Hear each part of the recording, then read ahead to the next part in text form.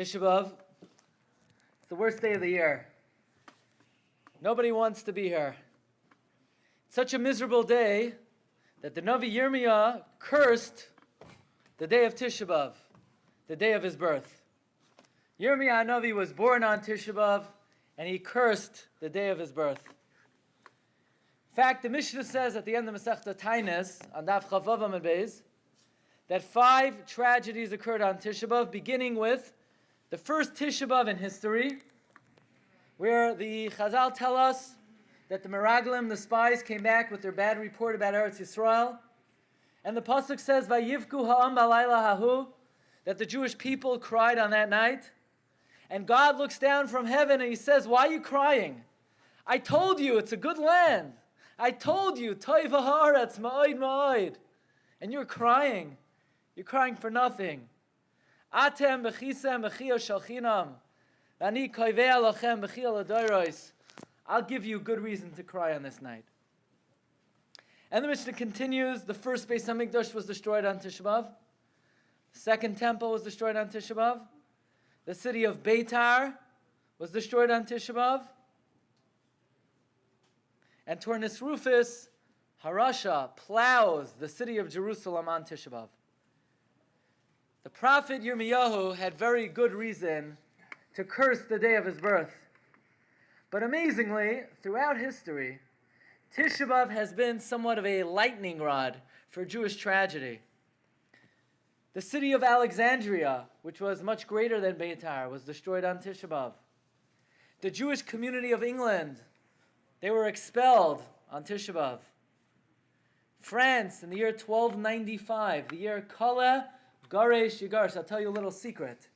If you ever see a Jewish date and you were wondering, well, what does that correspond to in the English calendar? There's a very easy formula to remember. If you add the year 1240 to the Jewish date, you get the secular date. In the year Kala is 55. If you add 1240 in the year 1295, French Jewry was expelled. World War I broke out on Tisha B'Av. I remember when I was a kid, it was a year like this year, when Tisha B'Av came out on Shabbos, and it was the week before my bar mitzvah. And I'm walking to shul, my bar mitzvah was Parshas V'aschanan. I'm walking to shul Shabbos Tisha B'Av, and I look a block ahead to where the shul was supposed to be. Shul was gone. The shul burnt down on Tisha B'Av.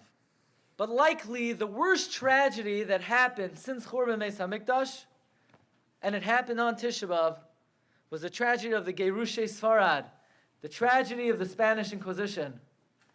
We know already from the time of the destruction of the first Beis HaMikdash, when the Jews left Israel, where did they go? Well, many Jews went to Europe, many Jews went to Spain. And at the end of the exile, at the end of the 70 years, Ezra issues a declaration. And he calls all the Jews from all over the world back to Eretz Yisrael. And not too many Jews came with him. Most Jews stayed in Bavel. Many Jews stayed in Europe. Many Jews stayed in Spain. And then, after the destruction of the Second Temple, you have more Jews being exiled to Spain. So just imagine, in the year 68 of the Common Era, you have these 2 groups of Jews in Spain, Jews who had been there since Churban Bayis Rishon, and now Jews who are there after the destruction of the Second Temple. And then, in the 10th century, upon the decline of the great Torah academies in Sura and Pumbedisa, Spain becomes the epicenter of Torah Jewry. So you should know, Spain was a major Torah community for about 1,400 years, from the year 68 of the Common Era until 1492. I just want you to know a point of historical interest. I'm sure many of you are familiar with the expression, the Golden Age of Spain. There never was a Golden Age of Spain. It's true. There was never a Golden Age of Spain. Spanish history was replete with massacre, pogrom, murder, persecution, non-stop. Hundreds of thousands of Jews were burned alive, tortured, converted. You see, Jewish history is relative. Golden Age of Spain, there was no Golden Age of Spain. Rabbi Glatstein writes, this is a classic Jewish phenomenon. They could torture us, they could throw us in the fire, they could persecute us, and as soon as we leave, we're like, wow, the good olden days back in Spain. Same thing when we left Mitzrayim. Mitzrayim was a Holocaust. They threw our babies in the Nile, they built our babies into their buildings, and as soon as we leave, Zacharnu es hadaga. Remember the fish? Remember the cucumbers? Mitzrayim was like a sushi station, Klal Yisrael said. But that's Jewish history. We could be tortured, we could be thrown in the gas chambers, and then we look back longingly at the good old days of how things used to be. There was no good. Now you should know, there was a 200-year window where we had a degree of respite. And ironically, it was only under the control of the Arabs. As soon as the Christians came and took over Spain, it was one massacre after another. Now, we may know a lot of information about Spanish Jewry, but most of what we know probably comes from secular sources. What I would like to present to you today is what is considered the most authoritative first-hand account of the Spanish Inquisition from one of the greatest Torah sages who were alive in the time, none other than Rabbi Don Yitzchak Abarbanel, the Abarbanel, who lived from 1438 to 1508. Now, of course, we know that Abarbanel wrote many great Sfarim. He wrote a commentary on Tanakh, which is his magnum opus. But the Abarbanel also wrote a commentary on the Haggadah called Zevach Pesach. The Abarbanel wrote a commentary on the coming of Mashiach. He wrote a trilogy. The name of the trilogy is Migdal Yeshuos. And the Abarbanel begins his career in Portugal. What's he doing in Portugal? What's a nice Jewish rabbi doing in Portugal? Well, he's an advisor to King Alfonso. The year 1481, Alfonso dies. Alfonso was a righteous ruler. Alfonso was taken over by his son, Joao, Joao, with a little zarka over the A. And Joao immediately executes all of his father's advisors. And Abarbanel gets an email, he gets a message that Joao would like to ask Eitzah.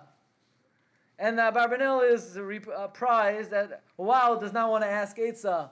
Joao wants to chop off his head. So Abarbanel flees Portugal. And Joao gets wind of the fact that Abarbanel is running. And the pursuers are at the Abarbanel's back. And Abarbanel crosses the border into Spain with pursuers right at his back, just seconds ahead of his pursuers. And Abarbanel comes to Spain penniless, in complete anonymity, which is a good thing for a rabbi. And he arrives in Toledo. Nobody knows who he is. That's the best thing. He writes his Sfarim, he writes a commentary on Yehoshua, on Shoftim, on Shmuel. But it's not long until the Abarbanel is summoned by King Ferdinand and Queen Isabella. They recognize his talent. The Abarbanel becomes the finance minister of Spain. And in a very short amount of time, the Abarbanel raises Spain up to become the world financial center, the world superpower. Ferdinand and Isabella then embark on their great ambition. The name of their ambition was Reconquista. Reconquista means to free the Iberian Peninsula from Arab control in the year 711. The year 711, the Arabs came, they crossed the Strait of Gibraltar. And I happen to know there are some people from Gibraltar, they email me, they watch on Torah anytime. And they cross the Strait of Gibraltar, and they head into the Iberian Peninsula, and the Arabs take control of the Iberian Peninsula, and King Ferdinand and Queen Isabella, their mission is Reconquista. They're going to reconquer Spain. They're going to reconquer the Iberian Peninsula.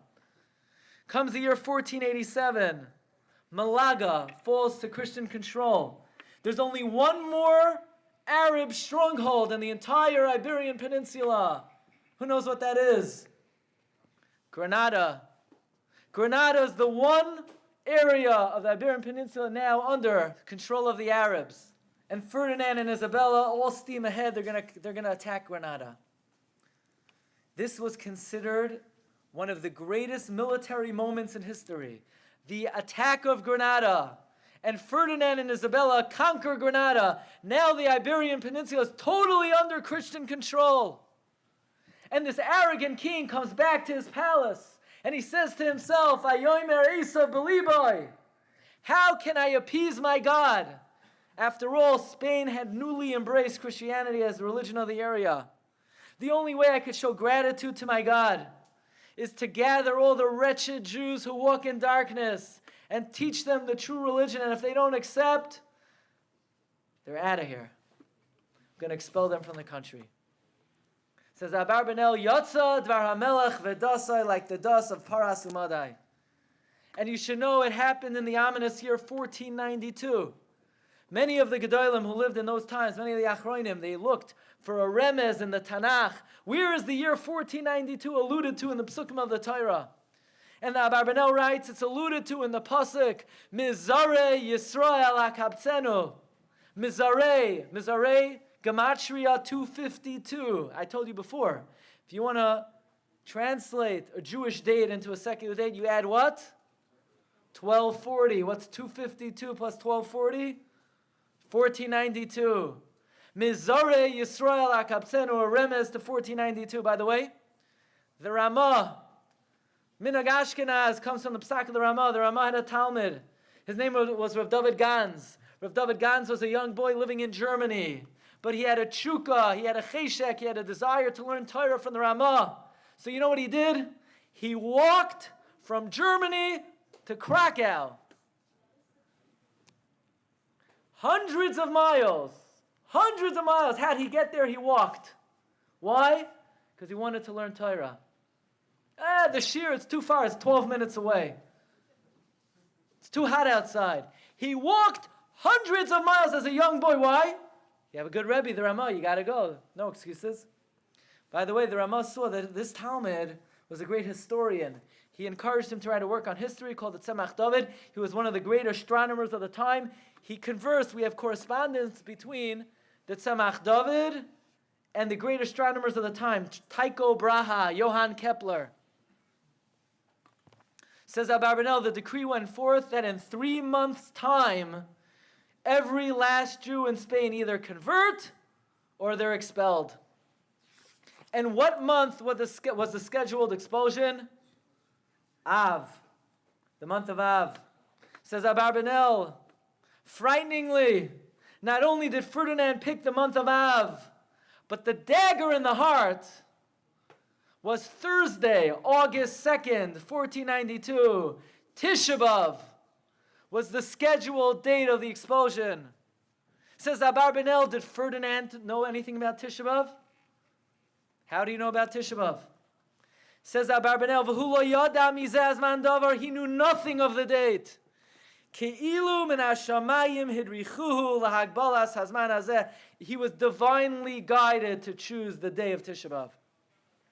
Says Abarbanel, I was sitting in the palace and I couldn't keep my mouth closed. I risked my life. I screamed with every fiber of my being. What do you want from these people? What do you have against them? You want money? I'll pay you a hefty sum ransom for every Jew. Money's not an issue. What do you have against them? Says Abarbanel, I screamed at the king. I screamed at the queen. And I shook them up. And you should know about a day before the edict was about to go into effect, Ferdinand and Isabella were about to reconsider. But then, storming into the room was Torquemada. Torquemada was the terrible and great inquisitor of the Spanish Inquisition, Thomas de Torquemada. He came running in with his cross, ranting and raving.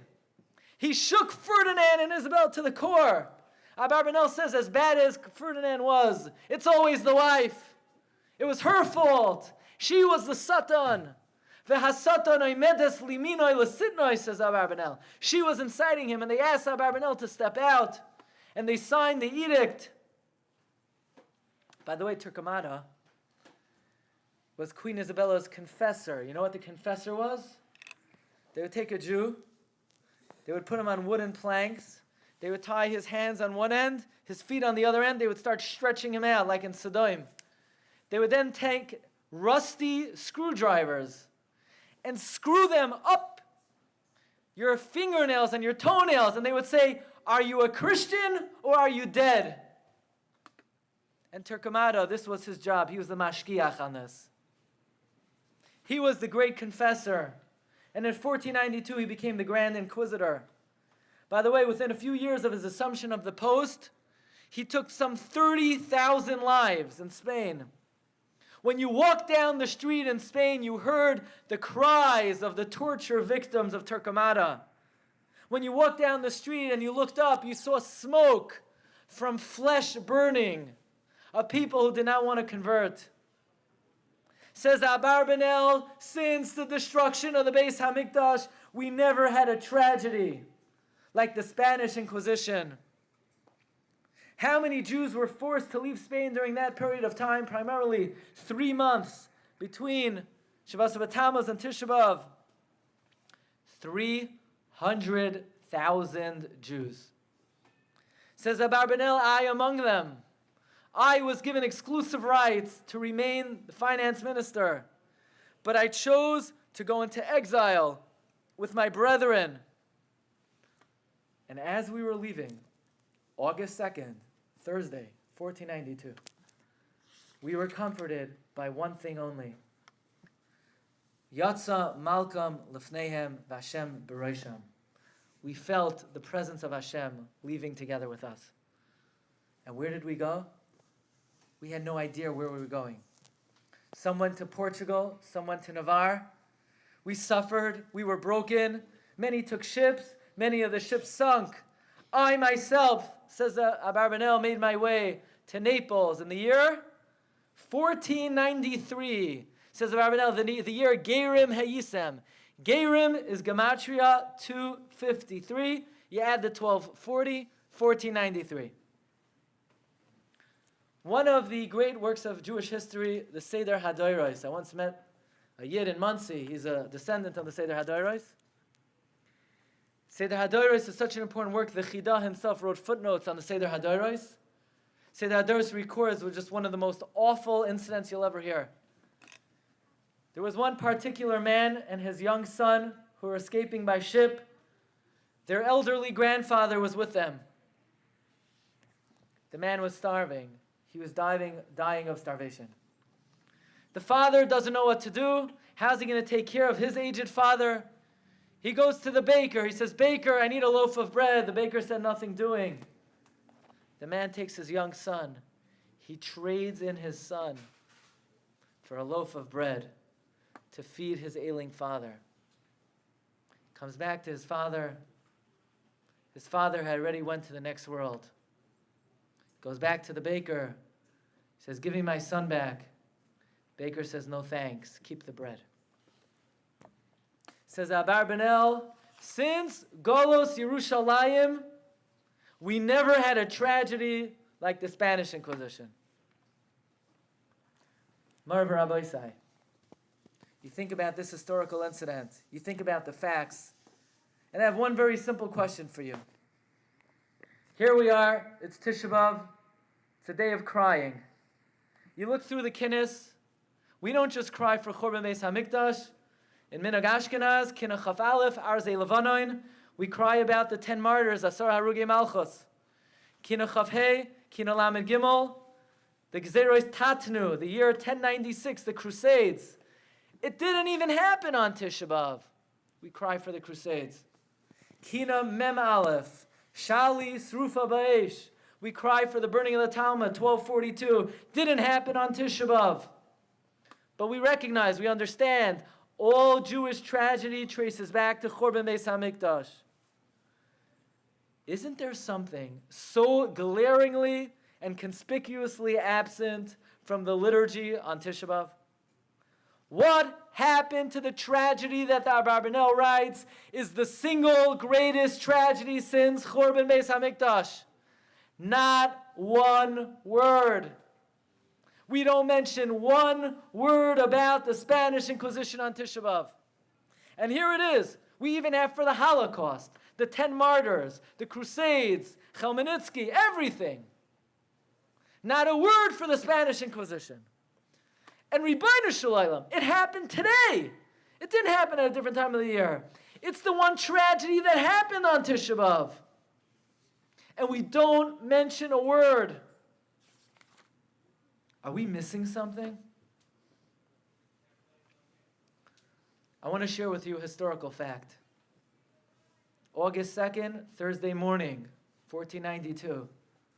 As the Yidden are leaving their home, as they're leaving Spain, the Gedolei Yisrael of the time, the Abarbanel among them, paskined as a one-time measure that orchestras should play orchestral music for the exilees as they're leaving. On Tisha B'Av, music. Yes. How could they do such a thing? Firstly, to boost their spirits. It was pikuach nefashos. They could have died of depression. Secondly, it was a way of expressing gratitude that they did not succumb to the pressures of conversion. You know, in 1391, 101 years earlier, 200,000 Yidden converted to Christianity. First time in history. But most importantly, you know why they played music when we left Spain in 1492? To drive home a very important lesson. To teach Klal Yisrael. We never cry when we leave Galos. We only cry when we leave Yerushalayim. Yeah, it was tragic. It was devastating. 300,000 Yidden, homeless, evicted. But we never belonged in Spain. Yeah, we had nice homes. We had nice houses. We drove nice cars. We had nice watches. We had nice clothing. But it was Golos. And we don't cry when we leave Golos because we're not comfortable in Golos. Because we're not supposed to be in Golos. And it's only a matter of time until we're out of here. I'll tell you a very frightening thing. The Seder Hadoros writes that during the times of the Crusades, of all the communities in Europe, the one that was massacred and devastated more than any other community was Varmeisa, Worms, in Germany. Why Worms? Because when Ezra went back to rebuild the second Beis HaMikdash, he sent a message to the Jews of Worms, return, come back to Eretz Yisrael, join your brethren. And the community of Varmeisa said, no thanks. You stay where you are in your great Jerusalem, and we'll stay where we are in our small Jerusalem. Said the Seder HaDoros in the name of the Sma, that was their undoing. They were too comfortable in Golos. Their homes were too nice. They were too established. We have Ram Saba. Ram Saba is one of the greatest of the Gedolei Gerushei Sfarad. Rabbi Avram Saba writes, what was the reason for the downfall of Spanish Jewry? Shahayu boinim charavois lamoi. Because they invested all their time in building nice houses. Be'erez of Asikiyos Hachemda. That showed they were under the illusion that they would remain in Spain forever. And I believe very firmly that the reason why there's no mention of Spanish Jewry in the Kinnis of Tisha B'Av is for the same reason why they played music when they left Spain. Because we never cry when we leave Golos.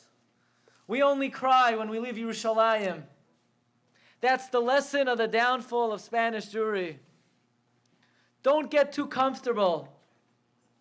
Not in America, not in New York, not in Forest Hills, not in Kew Garden Hills, not in the Five Towns, and not in Muncie. Don't get too comfortable. Because we don't belong here. And it's only a matter of time. Because as grandiose an age as the Golden Age of Spain, it doesn't hold a candle to the Golden Age of America. You want to know how comfortable we are in America? They never got this comfortable in Spain. Intermarriage rate of 70%. They never even cracked 10%. They weren't that comfortable.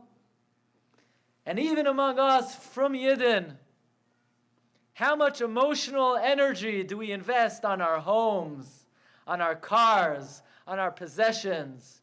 Because we think What a wonderful Gullus America. Hate to break it to you. It's only a matter of time. Reb Chaim Volozhiner, the father of the concept of yeshiva. The concept of yeshiva, as we know it today, is from Reb Chaim Volozhiner. And one day in the yeshiva, all the Talmidim are davening, and all of a sudden they hear a wailing coming from none other than Reb Chaim himself. And the Talmidim are frightened, Talmidim are scared. Why is the Rosh Yeshiva crying? Chaim Volozhiner, the primary disciple of the Goin. And they're too embarrassed to ask Reb Chaim, so they send Reb David Tevel, the Nachlas David, please go to the Rosh Yeshiva, ask him, why are you pained? Right after the davening, Reb Chaim goes into his private study. Reb David Tevel follows him into the study. He says, Rebbe, you shook us up. Why were you crying? Reb Chaim was reluctant to reveal, but he figures if he broke out in front of the whole yeshiva, must be a message from heaven. He tells the Nachlas David the following. You know, my dear student, the day will come when the pillars of European Jewry will topple and the yeshivas will be destroyed and uprooted. Says Reb Chaim, I want you to know there's one more stop before Mashiach comes. America. America is the last stop. This is 200 years ago. America is the last stop. Babylon, Bavel, North Africa, Egypt, Italy, Spain, France, Germany, Poland, Lithuania, America, the 10 stops of the Torah. By the way, this is not a legend. Rav Aaron Kotler in the Mishnah of Aaron records this as an authentic tradition. He writes, Hachania ha'achroina tia America. So here we are. Last stop on the train. No one knows how much longer we're going to be here. We hope we could be here b'shalom until the stop is over. But the verdict of history is we're lucky if we make it out with the shirt on our back. And if there's one thing we learn from the omission of Spanish Jewry in the Tisha B'Av service, if there's one thing we could learn from the music that they played when they left Spain in 1492, is that we don't and we will not cry when we leave Galus. Because we never belonged in Spain, and we never belonged in North Africa or Egypt or Russia or any country we ever were in. We never belonged there because we belong in Eretz Yisrael. We belong in Yerushalayim. And if we're breathing and we're alive and we have a pulse, all you need to do is open your eyes and you see how every decade, every prophecy of the Nevi'im come true in front of our eyes. I remember when I was a kid, you had Iranians, Persians living in the basements in Flatbush, mass immigration. And then it was the Russians, and then it was the Ethiopians. Every decade, God takes another 100,000 Jews out of Galus to Eretz Yisrael. Only a few months ago we saw French Jewry. They're all going to Eretz Yisrael. There are not too many countries left on the list. And I guarantee you, we're coming up. And just as we left Spain triumphantly, don't forget, one day when the Rebbeinu Shem takes us out of America, we don't cry when we leave Galus. Don't get too comfortable. We don't belong here. May we all go up to Yerushalayim together. B'simcha, b'karov, b'vi'asko el tzedek, v'inyan beis hamikdash meher v'yameinu. Amen.